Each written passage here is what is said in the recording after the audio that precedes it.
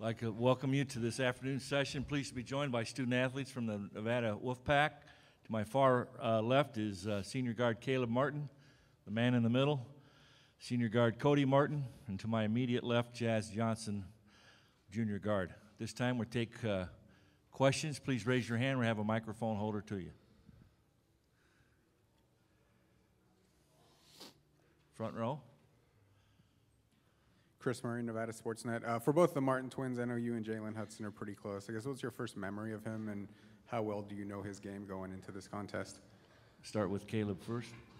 Yeah, we're really close with Jalen. First memory is playing AAU, team loaded with him, and I forgot how exactly, like one of the first times we met, but I just know that our coach, Elvin Edmonds for AAU, he used to call him a prima donna all the time because he used to get a little bit to get going. He's kind of like at his own pace, and he's just like a really relaxed, chill dude. So it'd take him maybe like a couple minutes in the first half to get going. But but once he got going, he's a really good scorer. He's really smooth. But for team loaded, it's like one of those guys like dive on loose balls, like really gritty type of dudes from the jump. So they didn't really understand how Jalen worked at first. But yeah, that's our guy. As soon as he saw the name pop up that we were playing us, he sent me the eye emojis. Me and Cody did in a group chat. But now we got a really tight relationship. I still talk to him. I've been talking to him throughout the year. Yeah, that's my boy. So I got a lot of love for him. But whenever we play, you can't be friends. Same. I mean, yeah, same thing. Remember him from playing team loaded.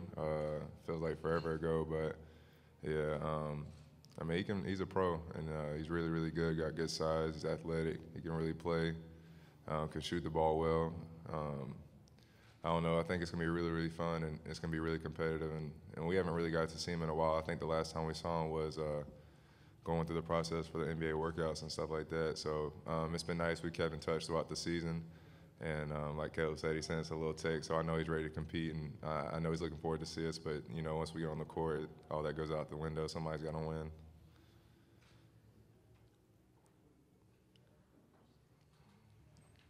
Okay, on the aisle there, and then we'll go up to the Albia Tribune after. Chuck Schaffner from the Associated Press for Jazz and either Cody or Caleb. Jordan Caroline, just what kind of teammate is he? How is he to hang out with as a friend? A little bit about his personality.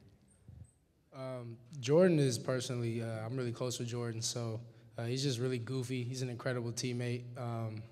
He's really just all about the team, just trying to make sure everybody's good, trying to make sure, morale is high. He's the jokester on the team, him and Trey. And, he's just overall just a really fun guy to be around. Caleb? Yeah, same thing like Jazz, just going off Jazz. Really good dude to be around. It's really funny. Guys only kind of see him on the court. That he's just, get after it type of dude and, really play angry type of guy. But off the court, he's a good dude, man. He's one of the best teammates I could have asked for, and just really goofy. Like Jazz said, just brings a good vibe, good energy, and a really good dude to be around. Couldn't ask for nobody better, honestly. Cody, you have anything to add to that? Yeah, I mean, something I'll just add on to that is like when he's on the court, he's obviously looks mean, he's aggressive, but he's a lot more outgoing than people think. I know there's a lot of people that don't get to see the other side of him rather than being on the court or what they see on TV, but he's really outgoing, he's funny. Love having him around and things like that. So, I mean, he's always a good time. We had a question on the left side. Yep. Scott Stiller, UPI. For the seniors, how have your past NCAA tournament experiences, how that helped you this week, and what's it like with your last chance going around this time? Start with Caleb, then Cody. Always been in a tournament like this, it's always good to experience this, no matter how it goes, from previous times being here. It just helps you with knowing that, a main thing coming to this tournament is just keeping your composure.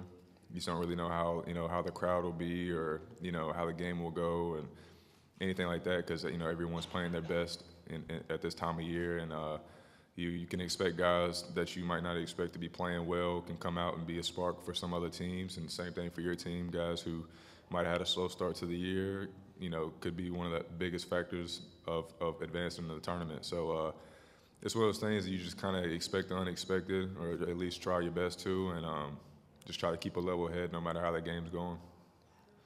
I think the biggest thing from learning from my past experience is just kind of not making it as big, don't make it bigger than it actually is, and just realizing it's just another game and you've been playing basketball all season. I think sometimes when you build it up in your head and you kind of try to play different, you do things different, you approach it different, rather than just doing the same thing you've been doing all season. Because at the end of the day, we're all going out there with the same teammates, same staff, and you're playing the same way. And I think it's just having that consistent approach so you don't try to do too much. And I think a lot of our experience and how old our guys has a lot, that's going to play a big part in how we do consistency-wise, and just having that experience on our side and understanding that consistency is the biggest thing for us. And I think having that mindset and that approach will really benefit us in the long run. Had a question on the aisle on the left side. There you go. Hayes Gardner, Ames Tribune. This is for the Martin twins. You're on a team with a lot of transfers. You're transferred yourself, a lot of experience. What's it like being on a team with so much experience and so many players who came from other schools? Start with Caleb, then Cody. Like you said, experience in college basketball is everything. You know, I learned that quickly my freshman year at NC State, and getting to play the tournament. We actually got to go to Sweet 16 that year too, so I got to see how much experience played a role in you know, in advancing in this type of tournament and just winning games in general. But one thing I will say, like, you know, for our team, even though we do have a lot of experience, it's a lot of guys' first time in this tournament. So when it comes to this tournament, we don't really have that much experience, and things are played a little bit differently, and guys or other teams play a lot better. So it's one of those things we're still kind of learning. You know, we're learning on the fly. There's a lot of guys' first time here, so you know, it's one of those things that we're going to have to grow up and learn. You know, learn really quickly. You know how things are going to go from the tip, and you know, you don't really have too much time to prepare. So just trying to, you know, I think our staff does a great job in preparing us the best of their ability, and they do a really great job of letting us know, you know, kind of the realm of things of what's going to go on, and I think we'll be prepared, you know, really well for it. So. I think experience is going to be really, really good for us. You know, we have a lot of older guys that's been in a lot of games, played in a lot of games. And I think, you know, playing in obviously a tournament like this is huge, but I think it kind of ties back to just being consistent and having the same approach and just understanding that it's basketball at the end of the day.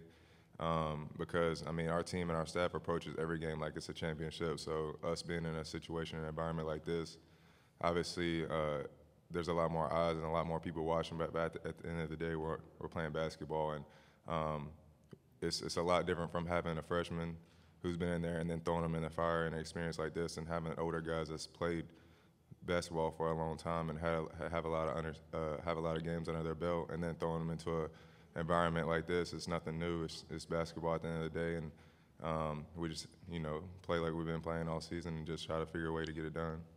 We have less than 5 minutes in this interview session. Stay on the aisle. Chuck Schaffner from the AP for Jazz. How is it for you coming into a new program, and have you been able to fill the expectations that you had for yourself? It's been a really fun experience, honestly. It's just, you know, I had a lot of questions coming in, obviously, and, you know, a lot of doubts, but, you know, just, you know, through working hard and staying in the gym, you know, talking to my teammates, talking to Cody, Caleb, Jordan, you know, guys who have obviously been through it. It's really just, you know, an eye-opener. You know, especially, you know, being in a tournament like this, I asked a lot of questions, you know, not as of recent, but, you know, during my sit-out year and throughout the season, I would ask Cody and Caleb and JC a lot of questions about, you know, their experience through the tournament and what it's like. And, you know, kind of like what Cody and Caleb were saying, we do have a lot of older guys. And, you know, I think the biggest thing is just, you know, for the guys who, like me, who it's our first time, it's important for us, you know, to learn as much as we can and try to get that experience through talking to them instead of, you know, because we didn't have the, you know, the opportunity to be in the tournament ourselves. So a lot of it just comes from, you know, being curious and asking those hard questions in order to really figure out what it's like. Got a question here in the second row. Cody, obviously this team doesn't have like one big-time scorer, but they have 6 guys that score at least 8 points per game. I guess you're kind of the defensive anchor for this team. When you look at this team, who is the guy that you guys have to stop, kind of the head of the snake, when you look to defend them?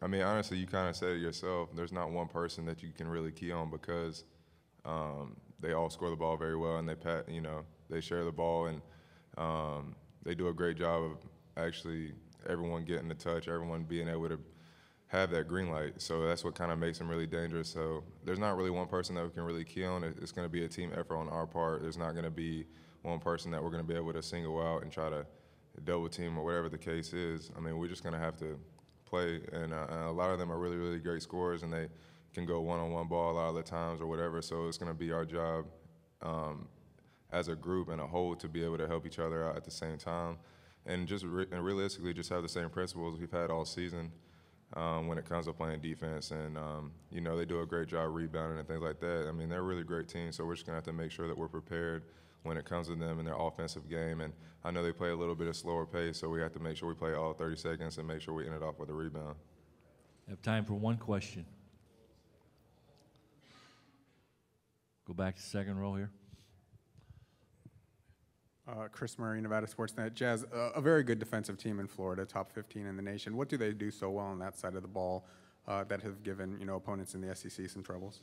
Obviously, you have to credit Hayes, one of the top shot blockers in Florida history.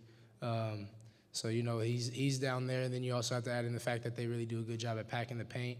And for them to hold teams to, I think it was 63 points a game, and for them to be in the SEC, that's a major accomplishment. And it's just really important that we key in on what we can do and figure out what we can do to score, because that's what makes them who they are. They play defense, and they really make sure that they crash the boards, they rebound, and they defend at a high level.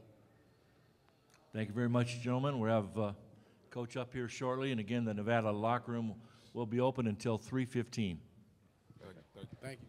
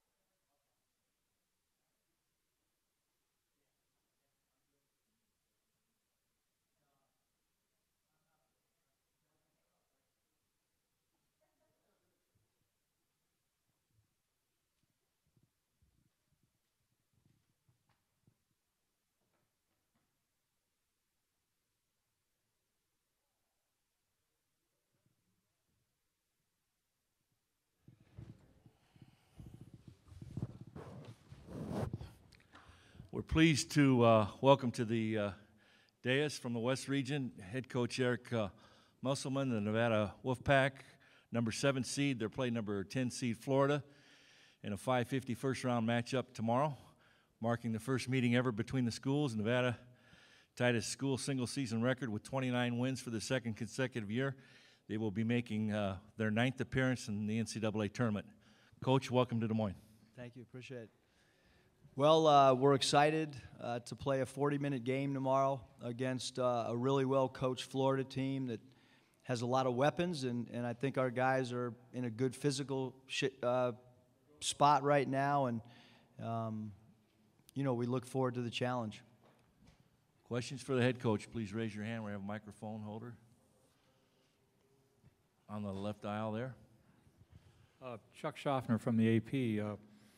So you're undefeated in the non-conference, beat some good teams, and then you go to New Mexico and just get thumped. How did you turn that around so quickly, and what was the mindset there?